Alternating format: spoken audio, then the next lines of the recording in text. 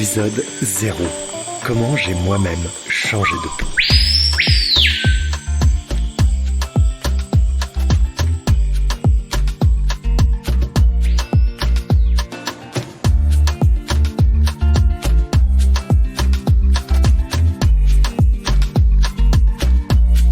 Soyez toutes et tous les bienvenus à l'écoute de cette nouvelle émission. Tout d'abord, je tenais à vous remercier de prendre du temps pour être ici en cet instant même. Attentive et attentif à tout ce qui va vous être raconté pendant cette belle aventure humaine. Nous sommes actuellement plus de 7 milliards d'habitants sur Terre et il existe autant de visions différentes du monde que de résidents sur cette planète. Rappelez-vous que chacun d'entre nous est unique et que toutes les vies sont extraordinaires, même celles qui semblent des plus banales en apparence. En effet, à bien y réfléchir, nous sommes individuellement de véritables miracles de la nature. Nos millions de cellules assemblées les unes aux autres forment les êtres que nous sommes, pouvant être qualifiés tout à la fois de penseurs, aimants, intuitifs, bâtisseurs, poètes, rêveurs, voyageurs et tant d'autres adjectifs encore. Chaque être humain a en lui ce potentiel alchimique permettant de transmuter sa vie vers un idéal auquel il aspire secrètement. Des histoires incroyables, nous en avons tous entendu un jour ou l'autre. Certains d'entre nous ont décidé de prendre leur destin en main, d'affronter leurs peurs, de braver leurs propres interdits et le regard de leurs semblables afin de vivre en harmonie avec leurs convictions les plus profondes. Ces femmes et ces hommes ont mué, abandonnant leur vieille peau devenue trop étouffante, fade et sans saveur, pour s'en aller explorer de nouveaux horizons.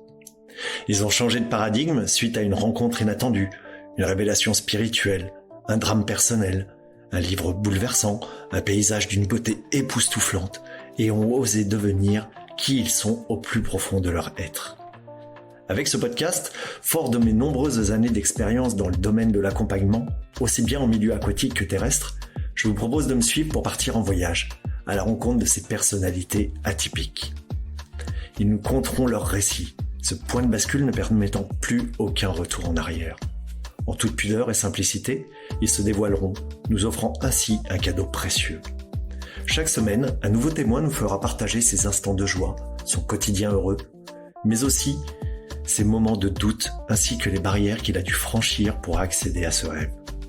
Ces confidences bienveillantes vous permettront peut-être d'oser prendre ce chemin qui est vraiment le vôtre, hors des sentiers battus et des conventions sociales établies lorsque les éducations sociétales, familiales et scolaires s'effondrent comme un château de cartes, laissant enfin la place à votre moi profond.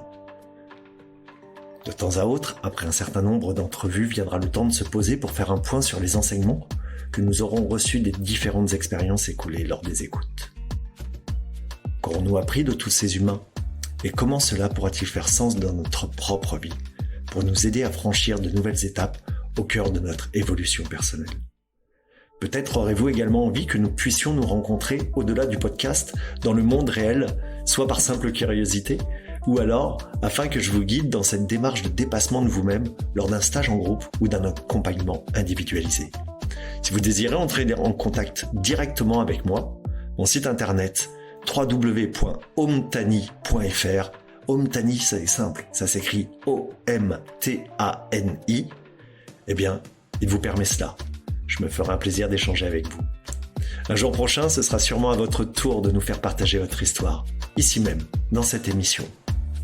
En attendant que ce moment joyeux arrive, partons dès à présent à la rencontre du meilleur de chaque être humain pour comprendre ensemble comment nous libérer définitivement de nos peaux de serpent.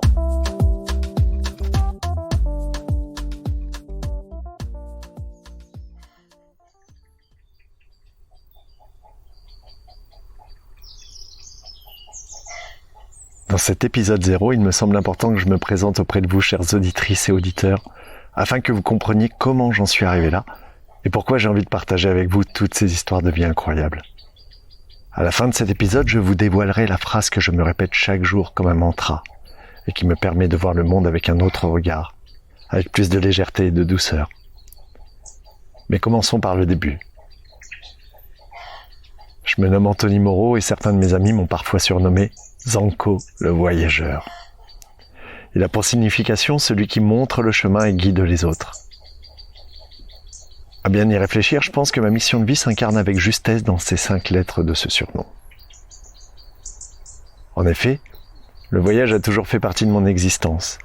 Avec ma fille, aujourd'hui âgée de 15 ans, nous explorons le monde, les sacs à dos bien arrimés.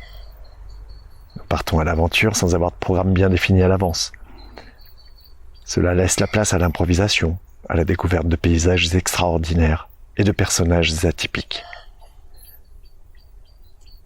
La Grèce, le Pérou, la Tanzanie, la Guyane font partie de ces expériences de vie inoubliables.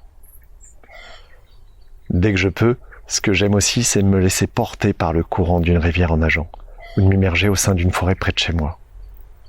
En fait, je suis passionné par la nature depuis mon plus jeune âge et j'ai passé une bonne partie de mon enfance à observer les animaux et les végétaux dans le jardin de mes parents. À l'âge de 9 ans, par exemple, j'ai élevé des têtards et autres œufs d'insectes dans des bocaux, attendant patiemment leur métamorphose avant de les relâcher dans leur milieu naturel. Bon, comment dire, j'avoue qu'il m'est aussi arrivé de déposer une mouche directement dans la toile d'une araignée pour observer le combat perdu d'avance par la pauvre bête ailée. Aïe. Une chose est certaine, je n'en suis pas très fier et je ne le ferai plus. J'ai toujours eu la curiosité de comprendre l'évolution permanente du monde dans lequel je vis. En contemplant la faune et la flore, j'en ai appris bien davantage sur le comportement et les agissements de l'espèce humaine qu'à l'aide de n'importe quel livre. J'ai aussi compris assez jeune que la vie est précieuse et que nous devons toujours la respecter, peu importe la taille, la forme ou l'aspect sous lesquels elle se présente. Je n'ai pas le sentiment aujourd'hui d'être au-dessus de toutes ces espèces vivantes. Je me trouve à leur égal. Enfin, c'est comme ça que j'aime voir la vie. Ça me va bien. À l'âge de 14 ans, mes parents divorcent. C'est un choc frontal. Je me coupe alors de cette vie de famille chaotique en explorant de nouvelles voies. À cette époque, l'ésotérisme, la radiesthésie, la psychologie, ainsi que la philosophie entrèrent dans ma vie pour ne plus jamais en sortir. Ma bibliothèque débordait d'ouvrages en lien avec ces différentes thématiques. J'avais le cerveau en ébullition et une soif insatiable d'apprendre. Aujourd'hui encore, je suis imprégné de cette curiosité de tous les instants. À l'adolescence, même si mon esprit fut bien occupé, je gardais cependant les pieds sur terre et la tête dans l'eau.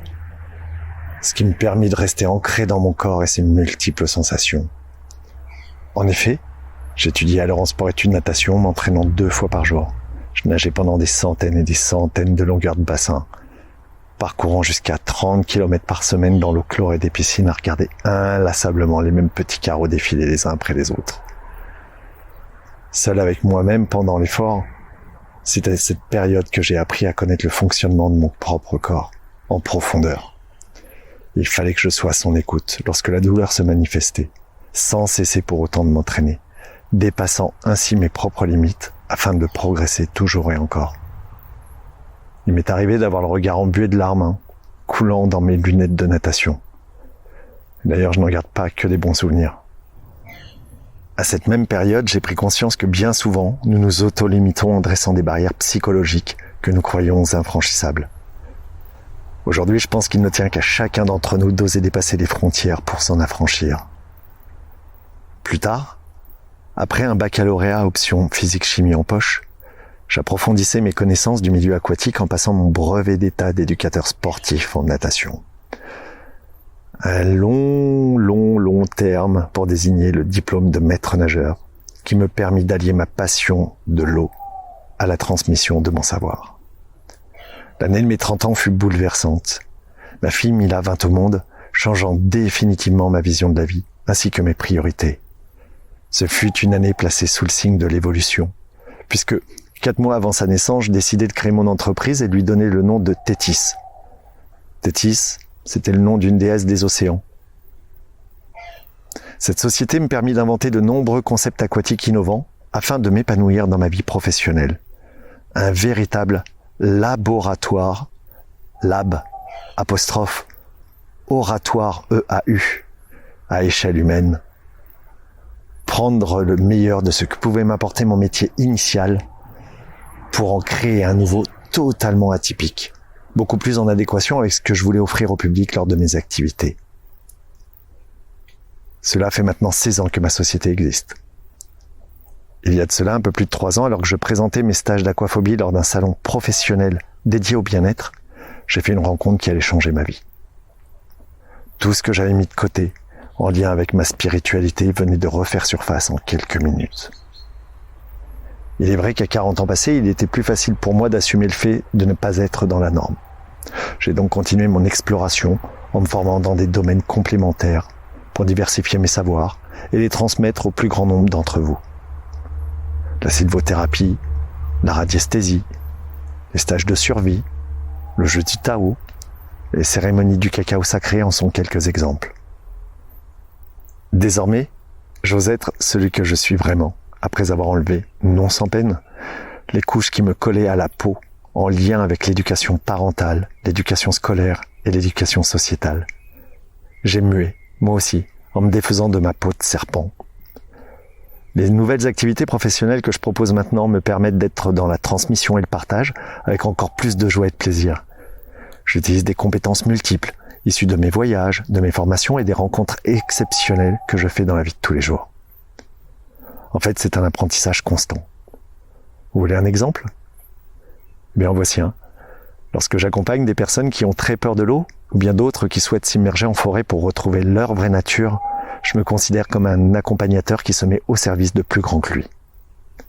J'ai appris lors de certaines cérémonies qu'il fallait rester humble et se positionner à côté de ceux que nous accompagnons et jamais au-dessus. Je suis en quelque sorte un passeur d'étincelles au service de plus grand que moi. J'aime bien cette image de semer des graines qui germeront chez les participants lorsque le bon moment sera venu. Je n'attends rien et je demande à ce que les participants n'attendent rien non plus lorsque nous nous retrouvons ensemble pour explorer la nature qui nous entoure et leur propre nature. Cela laisse un espace intérieur pour des événements qui se produisent hors du mental, dans le corps, pour que les émotions puissent prendre la juste place qui leur revient. Maintenant que j'ai 45 ans, il me semble que le temps passe plus vite. Je grandis chaque jour davantage. J'ai appris à prendre soin de moi et à me respecter. Je profite au maximum de chaque moment que la vie m'offre comme un cadeau. Chaque jour, je remercie la Terre-Mère, la Pachamama ou Gaïa. Je remercie la nature, les animaux ainsi que les végétaux pour tous les bienfaits qu'ils nous offrent. Cela me permet de me sentir en osmose et en équilibre avec tous les êtres vivants, à ma juste place. Mon énergie est différente, plus douce, plus équilibrée, en accord avec l'homme que je suis devenu, parce que c'est pas évident de devenir un homme. Et après tout, qu'est-ce que c'est que de devenir un homme ou une femme à notre époque ? Je sais que je cheminerai ainsi jusqu'à mon dernier souffle. Chaque rencontre, chaque expérience est une nouvelle pièce qui vient compléter le puzzle de mon existence. Peu à peu, le tableau prend forme et un jour, j'en suis intimement convaincu, la signification véritable de ce dessin m'apparaîtra au grand jour. Voilà, ça c'était une partie de mon histoire et vous en savez davantage sur qui je suis actuellement. Il me semblait essentiel de me dévoiler car si je demande aux futurs invités de cette émission de le faire, c'est d'abord à moi de montrer l'exemple. Il est une phrase que nous retrouvons comme un fil conducteur dans chaque épisode de ce podcast, lorsque mes interlocuteurs se confieront à nous. Cette phrase, que vous pouvez aussi vous répéter comme un mantra, je vais enfin vous la dévoiler maintenant. Elle est très simple, elle se résume en 7 mots. Tout est juste et à sa place. Tout est juste et à sa place. Peut-être qu'au moment de cette écoute, cela ne vous semble pas cohérent, que vous avez de nombreux contre-exemples à me proposer. Et pourtant, dès l'écoute de l'épisode 1, vous pourrez le vérifier par vous-même et me faire des retours grâce à la page contact du site internet www.omtani.fr. Omtani, O-M-T-A-N-I. Tout est juste et à sa place. Je serais très curieux de savoir comment ces confidences, ces bouleversements de vie résonnent en vous. À l'écoute de ce podcast, je vous propose que nous réfléchissions tous ensemble au changement de paradigme pour aller vers un monde plus beau, plus humain, qui nous rassemble et nous ressemble. Soyez souverains et libres. Soyez vous-même à chaque instant de votre vie, quoi que vous fassiez, si vous estimez que cela est bon pour vous. Pour terminer, je vais vous dire un secret. Si Si vous m'avez écouté jusqu'au bout et que ces paroles résonnent dans votre cœur, qu'elles font sens, alors c'est que le temps est sûrement venu pour vous aussi de vous défaire de votre peau de serpent.